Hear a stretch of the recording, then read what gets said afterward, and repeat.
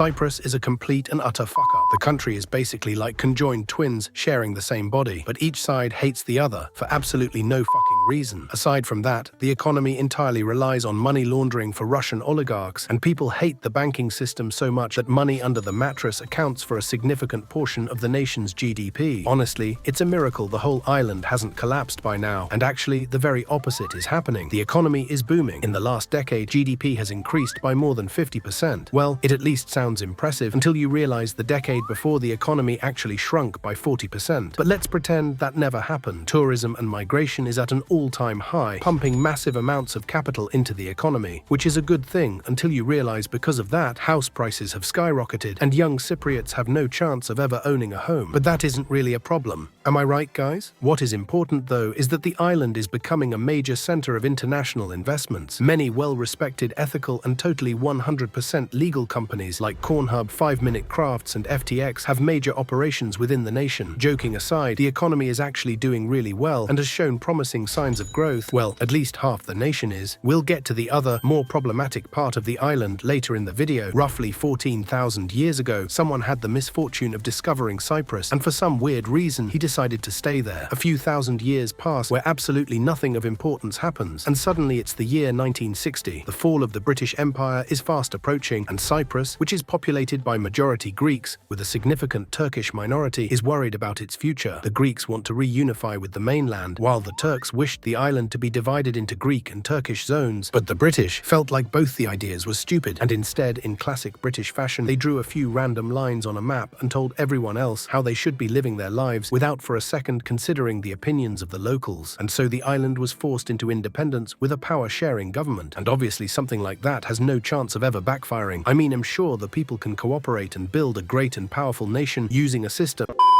Spoiler alert, the government collapsed less than 3 years after independence, and not only that, but the entire island fell into brutal ethnic violence, where roughly 500 people lost their lives. But thankfully, an emergency UN peacekeeping mission coupled with the Cypriot government taking a softer stance on reunification meant that all the violence stopped, and nothing bad happened ever again on the island. Well, at least for the next 11 years. What happened in 1974 is kind of controversial. If you ask a Greek, he would say that Turkey saw that the Greek government was weakened and struggling with instability at the time, so they launched an invasion to illegally expand their territory. But if you ask a Turk, he would probably say Turkey invaded to protect the political rights of Turkish Cypriots. Quite honestly, what happened that day or why it happened isn't really important. What is important is that thousands of people needlessly lost their lives. 200,000 Greeks and 50,000 Turks were kicked out of their own homes, and the Cypriot economy was devastated. Nowadays, the situation has somewhat improved. While obviously the island is still split in half by a UN buffer zone, tensions have calmed down, and even some entry points have opened, allowing for limited movement between the sides. And most importantly, the younger generation seems very willing to finally find a solution to the Cypriot problem. Anyways, we can now return to the boring economic analysis of their economy. Let's begin with the less problematic sibling of the two, the South, or as it's more commonly known, the only side with a McDonald's.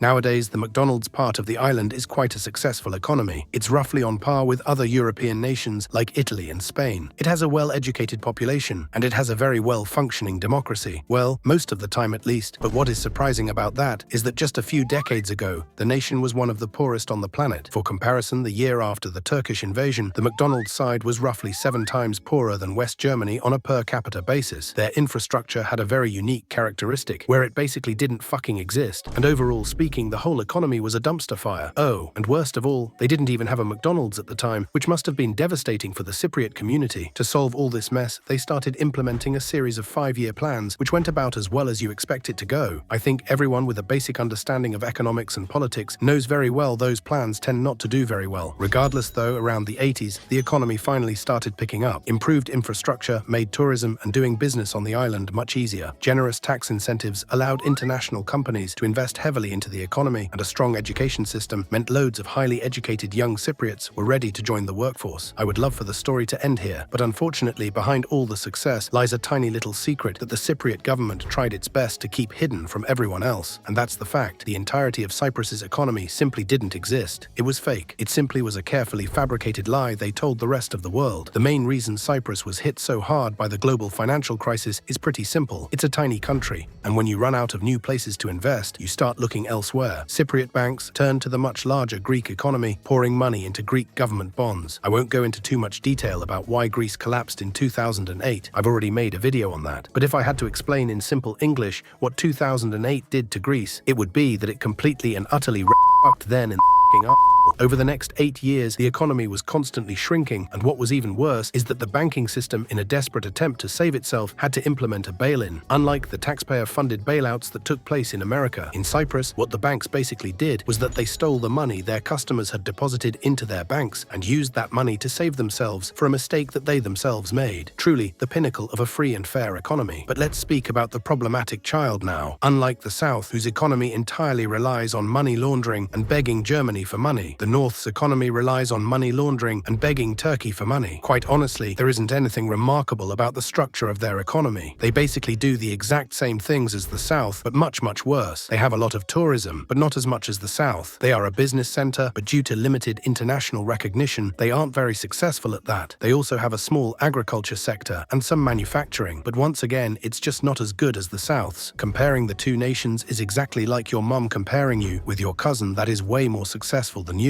Quite honestly, it's not even a competition. The main difference, though, is that 40% of their budget comes directly from Turkey, meaning that if Erdogan felt like cutting off the money, North Cyprus would quite literally collapse within a week. And because of all those issues, the North is roughly 2 times poorer on a per capita basis than its southern brother. Although it's important to note that finding reliable data for the region is next to impossible due to their limited international recognition, something as simple as their population is way harder to find than you would expect. So likely the real economic situation in North Cyprus is even worse. The final topic I want to discuss is the possibility of reunification and what it could mean for their economies. While both economies face significant challenges, we can't ignore the fact that they've shown remarkable growth over the past few decades. However, the discovery of massive fossil fuel reserves in the region might change the relationship between the two sides forever. Now, I hear you screaming at the screen, discovering massive oil and gas reserves must be a fantastic thing for Cyprus, and they must be ecstatic due to their discovery. But you, my dear viewer, are completely and utterly incorrect. Because the border between the two sides remains highly disputed, both sides are attempting to claim as much of the surrounding sea as possible to secure a larger share of the energy wealth. As a result, tensions have escalated dramatically, making reunification even more complicated. That said, there's actually very little preventing the two sides from coming together. Well, if you exclude the fact they hate each other with a burning passion, but that is just a minor issue that should solve itself. Joking aside, reunification would have massive economic benefits for both sides. The North would finally benefit from integrating into a larger and much more developed economy with international recognition, and the South would get a massive amount of relatively cheap labor. And also, the 2008 financial crisis played a massive role in the nation's recent history. If you want to learn more about it and how it affected the Greek economy, click here. Anyways, have a great day.